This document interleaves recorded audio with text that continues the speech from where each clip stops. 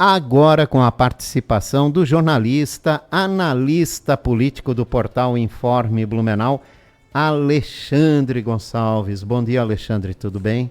Olá, Jorge, tudo bem? Um grande abraço a você, um grande abraço a quem nos acompanha, né, pelas ondas do rádio e também pelas redes sociais. Vamos começar a semana batendo um papo sobre política. Mas o que houve ontem com aquele jipe lá em Brusque? Chegasse a ver, Alexandre? Pois é, que coisa, né? Mas menos mal que os ferimentos foi mais um susto do que outra coisa. Pô, tinha uma senhora com uma criança no colo. Podia ter sido uma tragédia maior, né? Parece que o carro perdeu o freio, o motorista perdeu o freio. Mas felizmente, não foram só a questão dos feridos. Foi menos mal que ninguém se machucou pior, né? Mas chega a ser assustadora a imagem, né? De um carro de repente virar contra os manifestantes. Onde tem muito público, né? Mas a gente conta nos dedos casos desse tipo, então a gente tem que agradecer por não ter acontecido nada pior. Exato. Bom, por falar em ontem aconteceram manifestações, né? Grito dos excluídos, manifestação pró-Bolsonaro, né? Como é que você acompanhou todas essas manifestações? Importante dizer que o Grito dos Excluídos acontece há mais de 20 e poucos anos aqui em Blumenau e pela primeira vez nos últimos 2 ou 3 anos, Jorge, você me corrija se eu estiver errado, não apareceu ninguém querendo lacrar em cima da Marcha dos Excluídos, porque vale lembrar que já houve tentativas de proibir essa marcha aqui em Blumenau. Exatamente. De forma administrativa, depois de forma legislativa, com uma lei na Câmara. E, felizmente, eles puderam fazer a manifestação deles, o contraponto deles, e vida que segue e vamos embora.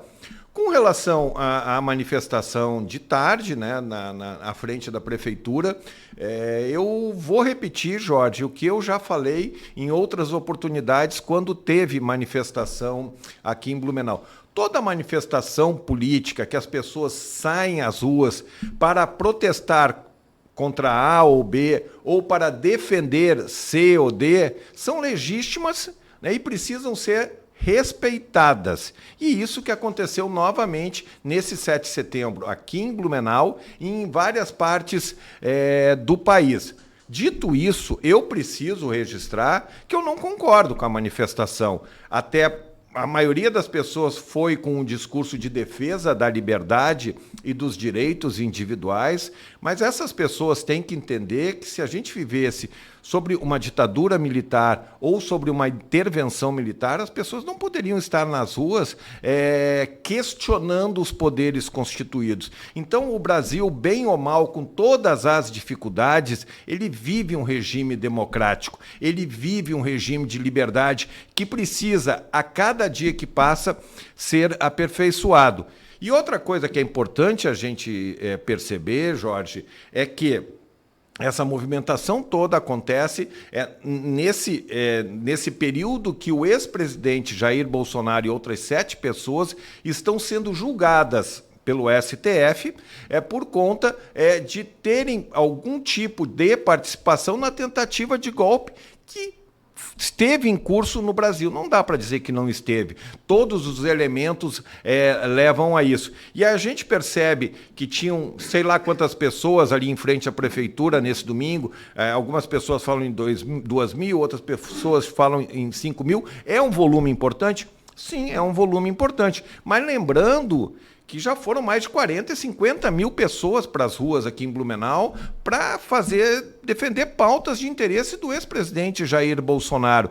Então, a gente olhando o copo mais cheio, menos cheio, bom, sei lá, 5.000 pessoas foram lá protestar para a defesa do ex-presidente Jair Bolsonaro, mas 350 mil pessoas não foram lá, que são a população de Blumenau. E é importante que a gente diga.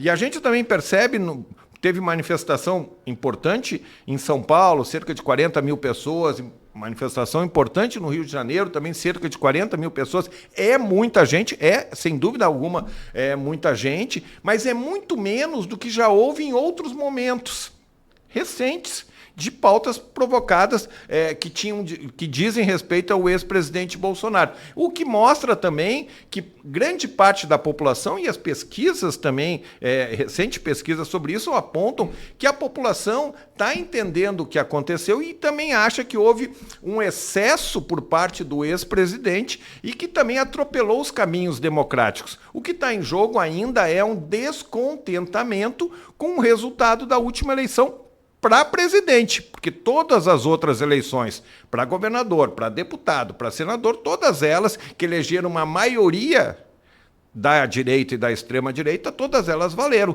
Então há esse questionamento e toda a bola de neve que veio depois disso. E nessas manifestações, lá em Florianópolis, né, o governador Jorginho Melo demonstrou uma aproximação com os filhos do ex-presidente Jair Bolsonaro, o que incita a possibilidade, né, de uma possível candidatura dos filhos do ex-presidente aqui por Santa Catarina. É verdade. É importante dizer que o vereador de Balneário Camboriú, o Jair Renan, ele já é pré-candidato a deputado federal, apesar de ter uma atuação pífia como vereador em Balneário Camboriú, de ter não conhecer Santa Catarina como deve, vai ser candidato a deputado federal. E já de um tempo para cá, de 2 meses, 3 meses, começou muito a se falar da possibilidade do vereador Carlos Bolsonaro, filho do ex-presidente Jair Bolsonaro, vereador pelo Rio de Janeiro, concorrer ao Senado por Santa Catarina. E esses movimentos começaram a ficar mais claros nos últimos tempos, com a vinda mais constante do Carlos Bolsonaro a Santa Catarina. Ele veio, se eu não me engano, 3 ou 4 vezes, aí num período de 40 dias, sinalizando esse interesse. E é uma pessoa de fora que vai cair de paraquedas para concorrer. E o governador de Santa Catarina, que também é presidente estadual do PL, ele está numa sinuca de bico, porque há um movimento do próprio ex-presidente Jair Bolsonaro e do próprio presidente do PL em Santa Catarina, o Valdemar da Costa Neto, para que garanta uma vaga para Carlos Bolsonaro concorrer ao Senado, do ponto de vista que lá no Rio de Janeiro as vagas já estão encaminhadas e eles entendem que Santa Catarina é um estado com forte apelo bolsonarista que garantiria também o Carlos Bolsonaro no Senado. É isso que eles estão preocupados em reforçar uma base no Congresso Nacional e em especial no Senado. O problema que isso causa para o governador Jorginho Melo e para Santa Catarina é que acaba fechando as portas para possíveis aliados. Já estava tudo bem encaminhado para que a Caroline Detoni, que é do PL, que é uma deputada bolsonarista, deputada federal bolsonarista, pudesse vir a ser candidata ao Senado. Já tem apoio de vários prefeitos e várias lideranças. Mas o governador Jorginho precisa buscar em outros partidos aliados. E um que se fala muito é o PP do senador Espiridião Amin, uma figura conhecida da política catarinense, que vai ser candidato à reeleição. Bom, já estamos falando de 2 nomes importantes, sendo que agora Carlos Bolsonaro se confirme candidato ao Senado, vai ter só uma disponibilidade. E aí tem outros aliados de outros partidos, ou seja, fecha a porta para outros partidos, inclusive para o PL, que também tem uma outra pré-candidata que tinha muito interesse em concorrer ao Senado, que é Júlia Zanata. Então, o governador pisa em ovos, porque ele vai ter que negociar com o ex-presidente Bolsonaro, mas também negociar com seus aliados locais. Mas o mais importante, perde Santa Catarina, porque nós vamos ter 2 políticos em cargos chaves, que é bem provável que eles sejam eleitos, tanto o Jair Renan quanto o Carlos Bolsonaro, sem nenhum vínculo com Santa Catarina. Eles vão defender a pauta do pai deles, né? E não vão defender as pautas que Santa Catarina precisa. Então, a classe política tinha que ter esse discernimento, mas se a classe política não tem esse discernimento, o eleitor tem que ter. Porque já basta o que a gente está vendo. Hoje nós temos 3 senadores em Santa Catarina e a gente só pode dizer, sem fazer juízo de valor, que tem um senador que discute pautas catarinenses, que é o Espiridião Amin. A gente pode não concordar com muita coisa que ele diz, que ele pensa, mas ele defende as pautas catarinenses. Pelo contrário, o Jorge Seife e a Ivete Silveira, que assumiu como suplente de Jorginho Melo, praticamente não tem protagonismo na defesa das pautas catarinenses. Então o eleitor tem que ter essa clareza. Bom, eu até posso gostar da família Bolsonaro, do Carlos Bolsonaro, mas será que ele vai representar o meu estado como precisa? E aí, então, o eleitor precisa também fazer o seu discernimento, seu juízo de valor na hora de ir para a urna, caso se confirme essa hipótese. Mas ficou mais evidenciada, né? Muito claro. Muito claro.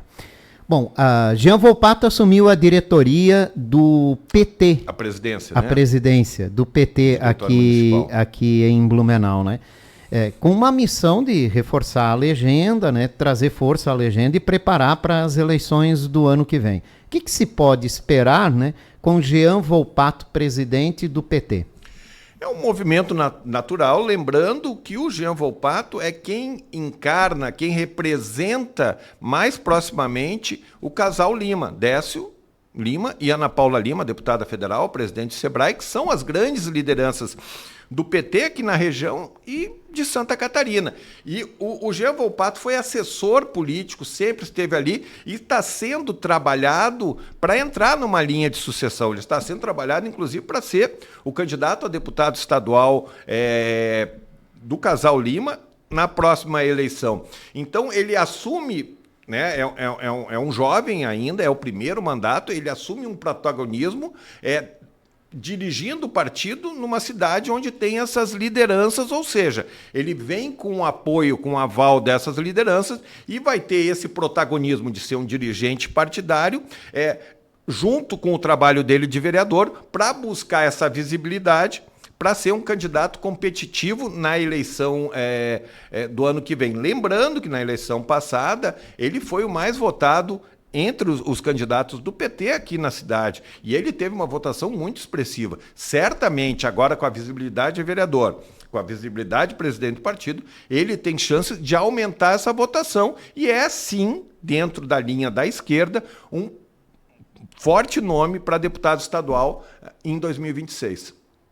Bom, na semana passada, a Câmara de Vereadores aprovou, né, acompanhou o veto do prefeito Egídio Ferrari aos projetos LGBTQIA+, inclusive com mudanças de alguns votos, né, de alguns parlamentares. Gerou um certo constrangimento para o vereador Bruno Cunha, né? Eu acho que o constrangimento virou... ele ficou muito incomodado, porque... o vereador Bruno Cunha não esconde a sua sexualidade, ele se assume como homossexual e ele ficou muito incomodado com os argumentos dados na mensagem de veto por parte do prefeito.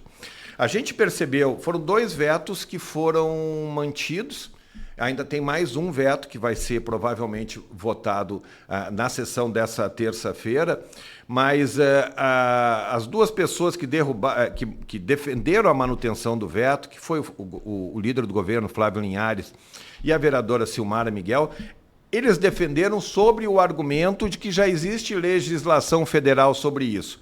Mas a gente sabe que não é esse o motivo.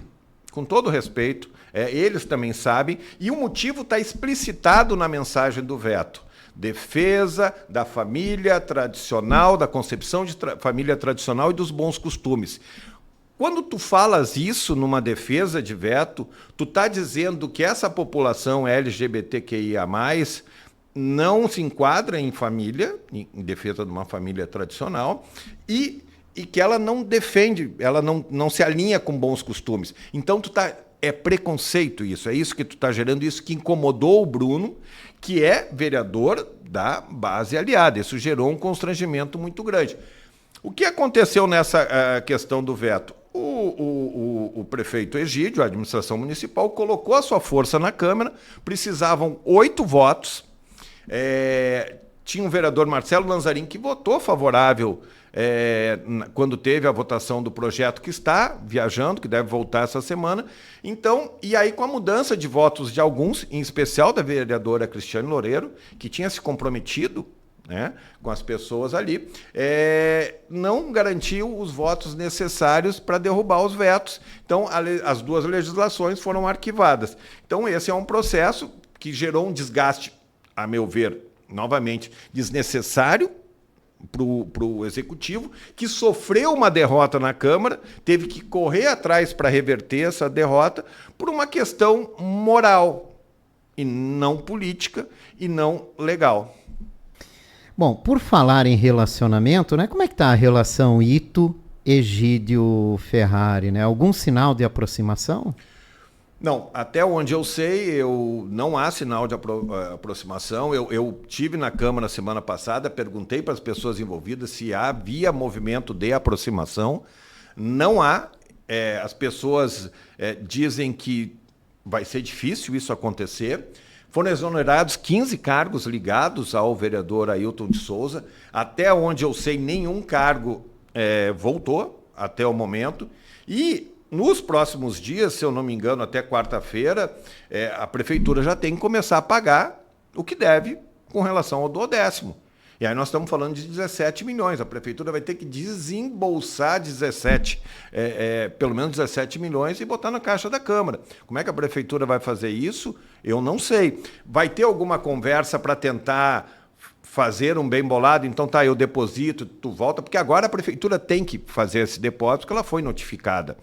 Então, o que se pode dizer é aquilo, deposita e devolve, como sempre aconteceu da Câmara e tal, como sempre foi. Na verdade, essa cobrança é um gesto extremado de queda de braço entre o Ito e o prefeito Egídio Ferrari e o Ito. Então, não há aproximação até agora. A gente percebe outros vereadores sendo empoderados com cargos para buscar um apoio na Câmara. Vai ter uma votação que deve acontecer essa semana, que é a votação, que é importante a gente acompanhar, do pedido de licença para o prefeito Egídio Ferrari ir para a Itália e para a Alemanha, para pedir essa autorização. E eu acho que o governo vai ter que trabalhar bem essa negociação, porque se ele entrar com regime de urgentíssimo, é capaz de não passar, que precisam 10 votos para ser votado. Então o prefeito vai ter que argumentar muito bem. Lembrando que num passado não muito antigo, muito atrás, Jorge, o prefeito Mário Hildebrand também teve uma dificuldade de uma viagem que ele foi fazer, porque alguns vereadores questionaram ele, o vereador Alemão, o vereador Tuca, e gerou uma situação muito ruim, um constrangimento muito complicado para o prefeito Mário Hildebrand e aquela queda de braço toda que se sucedeu com o vereador Carlos Wagner. Então, vai ser bom a gente observar do humor da Câmara de Vereadores, do humor do presidente Ito, porque o Ito, quem determina é o presidente Ito, sobre essa questão da viagem do prefeito, para a gente entender como é que está o clima interno entre os dois. Alexandre, a história da Policlínica Regional ganhou novos capítulos recentemente, né? Indaial se colocou como candidata a receber... De forma efetiva, não foi os vereadores, sim, o prefeito, né, se já colocou. Indicou o terreno. Exatamente, já tem ali. E o prefeito Egídio Ferrari divulgou um vídeo... Nessa segunda-feira. Tentando esclarecer o lado do governo municipal de não querer a Policlínica Regional aqui. Ficou bem naquele vídeo, demonstra que o governo municipal não quer a Policlínica Regional. Isso ficou bem claro, né? Chama a atenção, Jorge, que esse vídeo do prefeito Egídio, ele foi divulgado nessa segunda-feira e se passaram 30 dias desde a primeira notícia que a prefeitura tinha oferecido, que o governo do estado estava procurando outra cidade para sediar o terreno e fez uma consulta para o governo federal se poderia trocar a cidade, porque Blumenau teria apresentado 2 terrenos que foram considerados inadequados para o Ministério da Saúde. Então nós estamos falando que se passaram 30 dias até o prefeito fazer uma manifestação firme sobre isso. E a gente precisa fazer algumas reflexões sobre essa questão. E eu já tinha manifestado que esse era o pano de fundo, um dos panos de fundo, para a prefeitura não querer essa policlínica regional. E o prefeito Egídio, o que ele deixa muito claro? Que vai sobrar para a prefeitura tocar essa estrutura, porque esses 30 milhões que o governo federal está disponibilizando são para construção e para equipar essa unidade. E o prefeito está dizendo que ele que vai ter que bancar médicos, conta de luz, conta d'água e tal. Bom, realmente não está clara como vai ser a gestão disso. Mas se é uma policlínica regional, a gente imagina que essa gestão não possa ficar por conta de um município, deve ser do governo do estado. Então, a informação que o vereador Jean Volpato, que é do PT, que esteve no Ministério da Saúde, é de que a gestão seria tripartite. Como assim? Governo do estado, recursos do governo federal e uma divisão entre os 18 municípios que seriam beneficiados com esse atendimento. Então, o que eu entendo que um gestor deveria fazer era, quando teve essa possibilidade, bater em Brasília ou bater em Florianópolis, na Secretaria de Estado da Saúde, porque é o governo que vai gestionar, e tentar entender como é que vai ser essa gestão. Blumenau, então, vai ter que pagar sozinho por isso? Bom, aí essa é uma avaliação que aí cabe ao prefeito de plantão, no caso Egídio Ferrari, o gestor que tem a caneta, de decidir se vale ou não vale a pena. O prefeito já está fazendo uma parceria com o Hospital da FURB para que tenha uma estrutura de atendimento lá. São coisas diferentes, né? Mas aí cabe sim ao prefeito fazer essa decisão. Agora, não está claro que Blumenau vai ter que assumir tudo isso. Não está claro. E lembrando também que isso é uma situação a médio e longo prazo. Provavelmente não é nem para a próxima administração, não é nem para essa administração. Vai demorar para sair o convênio, vai demorar para construir, vai demorar para equipar e vai demorar para fazer a estruturação. E isso nós estamos falando que dá para fazer. Primeiro, vai crescer bastante a população de Blumenau, né? Há uma avaliação que se cresça 10 mil pessoas por ano. Então, será que não vai ter essa necessidade disso? Né? E que, bom, eu acho que o gestor tem que estar preocupado com essas questões. Agora, ao gravar esse vídeo, e eu imagino que ele até tenha gravado esse vídeo por conta do desgaste que ficou para o governador Jorginho Melo, por conta das 2 vindas que ele teve na semana passada aqui em Blumenau por conta do aniversário, ele foi muito cobrado pela imprensa sobre a policlínica, e ele não tinha informação. E eu apurei nos bastidores que o governador ficou incomodado e pediu para que as lideranças políticas daqui resolvessem, porque é um desgaste para ele, porque cabe ao governo do estado tomar essa decisão. O que ele está tentando ver é qual é o município que vai sediar. E o fato novo, que a gente falou, que o prefeito de Indaial, Silvio César, ele já apresentou um terreno. Eu, sinceramente, até entendo que possa ser melhor que não seja em Blumenau, que possa ser em uma outra cidade. Ali em Indaial tem Timbó, tem outras cidades, sei lá se é a melhor estrutura, mas talvez fugir de Blumenau fosse bom. Eu entendia que Gaspara seria uma cidade muito importante para ter isso, Timbó também, mas há todo um movimento em Timbó, né? Com relação ao Hospital Oase, de um investimento que está sendo feito ali. Também foi feito agora, recentemente, um investimento no Hospital de Gaspar. O governo do estado está investindo aqui no Hospital Santo Antônio. Então, é verdade o que o prefeito Egídio fala, que a prefeitura já aporta mais recursos que deveria nos hospitais da cidade. Isso é verdade, e que legal que Blumenau faz isso, investe mais recursos.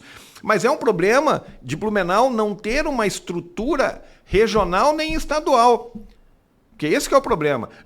Talvez uma das, se não a única região de Santa Catarina que não tem um hospital regional é o Vale do Itajaí, né? Então, talvez a policlínica regional atendesse essa demanda. E eu entendo que qualquer investimento na área de saúde é um investimento importante que precisa ser pensado com muito carinho, até para ser recusado, mas precisa ser pensado com muito carinho. Então, ao gravar esse vídeo, ele deixa claro que, olha, é por isso que eu não quero. Agora, essas informações precisam ser checadas e confirmadas. E, de novo, eu entendo que um gestor, antes de dizer não, tem que ter a certeza disso. Se ele tem essa certeza que o governo do estado não vai aportar dinheiro, que o governo federal não vai aportar o dinheiro, aí está tudo certo em fazer aquele discurso. E lembrando que o governo federal, ele falou que o governo federal, há não sei quanto tempo não atualiza a tabela SUS, fazendo uma referência como se fosse ao governo do PT, lembrando que o governo federal foi dirigido nos últimos anos, 4 anos pelo PL, do ex-presidente Jair Bolsonaro, e mais 2 pelo MDB do Michel Temer. E nada mudou. E nada mudou. Aliás, isso é uma rotina no governo, né? Qualquer gestor municipal tem que saber disso, né? Que independe do partido que está lá, vai ser assim. É isso aí. É isso Vai aí. ser o sofrimento. E aí tem outra face da moeda, claro que tem a questão política, de abraçar uma política de saúde que é uma marca do governo federal. Exatamente. Posso colocar uns pontos de vista aqui? Fica à vontade, até o dono do programa. Primeiro, né? Nesse vídeo, o prefeito fala em convênio com a FURB. Mas daí a prefeitura não vai investir nada? Só investiria se fosse desse. Segundo, cadê a ANV, cara? Não é regional? Cadê a ANV? Não se manifesta. Não é um benefício regional? Mas tá, e a ANV? Não vai se manifestar? Onde é que está o presidente da ANV que não faz um manifesto, não fala algo nesse sentido? Porque é uma região que ganha, né? Não é só um município, né? Você vai lembrar que no começo desse debate a ANV emitiu uma nota muito, muito tímida. Eu ia falar outra questão, mas eu ia me incomodar. Uma nota muito tímida, defendendo a necessidade de ter esse equipamento aqui na região, de não se perder esse equipamento. Agora, tu tem toda a razão, é uma questão fundamental para a região do ponto de vista do todo. Precisa ser em Blumenau? Não precisa ser em Blumenau. Blumenau é uma cidade polo, seria bacana, mas eu até acho que numa outra estrutura, que beneficiasse mais cidades, que tivesse mais acesso, seria melhor. E aí a ANV realmente teria que bater no peito e dizer assim, então nós vamos liderar esse processo, nós vamos indicar uma pessoa nossa para conversar e negociar, conversar com os prefeitos, porque certamente, se esse debate não chega dentro da ANV, aí nós estamos com um problema. Pois e, de novo, então, mesmo que esse debate diga assim, ó, os prefeitos da ANV digam, nós não queremos, tudo certo, é um direito deles, eles são os gestores, eles têm a caneta, têm esse direito. Mas esse debate tinha que ocorrer lá dentro. Tinha que nascer lá, né? E a gente não vê manifestação nenhuma. Nenhuma. O que eu acho um absurdo, sinceramente. E outra coisa, Alexandre, talvez tu não saiba me responder. Se o governo federal libera 30 milhões para uma policlínica, o Hospital Universitário da FURB, que é um sonho desde quando aquele prédio lá foi construído, né? Não sai do lugar. Não dava para fazer uma conciliação e esse recurso ser investido lá? Não, Jorge, não. Não pode? Essa é uma discussão que nós temos. E eu acho que o governo federal está correto. Essa estrutura é para construir uma unidade nova. É construir, a construção. Eu confesso que eu tenho dúvida se eu conheço bem a estrutura do Hospital da FURB, sim, mas eu confesso que eu tenho dúvida em saber qual é o investimento que é preciso fazer naquela estrutura. Que também a prefeitura não deixa claro, para né? atender bastante isso. Agora, eu acho que são coisas que não são excludentes. Lembrando que a promessa do hospital é para agora, está aberto o processo, uma UCIP vai fazer a gestão, então está tudo certo isso aí. E aí é para atender município. Agora, a policlínica regional são coisas diferentes. Entendeu? Quanto Blumenau tem um problema, não é só Blumenau, a região, Santa Catarina, como todo o Brasil, tem um problema, tem demandas que precisam ser melhoradas, precisa atendimento, a gente precisa melhorar essas questões. Então, não são excludentes. E, de novo, essa policlínica é para 2, 3 anos. E essa estrutura do hospital universitário, pelo que eu entendo, vai ser para esse ano. Então, né? Assim, elas podem caminhar juntos. O que tu não pode é perder esse investimento. Então, é por isso que a gente lamenta. É importante, se o governo entende que aquele modelo de parceria com o Hospital da FURB é o melhor, cabe ao governo decidir. Eles estão fazendo a gestão, eles que têm informação e está tudo certo. Agora, eu insisto, não são coisas excludentes. Então, o ideal seria a gente ter o Hospital Universitário da FURB e a Policlínica Regional, seja em Gaspar, seja em Dayal, mas não perder essa... Quanto mais unidades de saúde nós tivermos aqui na região, é melhor para a população, que é o foco que os políticos têm que ter. Bom, para a gente fechar, o que podemos esperar de João Paulo Kleinubin na CPI do esgoto? Jorge, eu falo que a CPI já atingiu o seu objetivo. Ela atingiu mais que o seu objetivo. Eu tenho a clareza que a CPI não esperava reverter esse processo do quinto aditivo. E ela reverteu, com a pressão da imprensa, pressão dos vereadores, fez com que o prefeito que assinou o aditivo fosse lá e assinasse a revogação do aditivo. E, além de assinar a revogação desse aditivo, houve 2 vitórias na justiça da administração municipal contra a BRK. A justiça, então, entendeu que essa revogação feita pelo prefeito vale, mas o mérito ainda não foi vencido. Então, há uma vitória dessa CPI por conta desse movimento. Lembrando, Jorge, que a decisão do mérito ainda corre, a justiça ainda pode, né?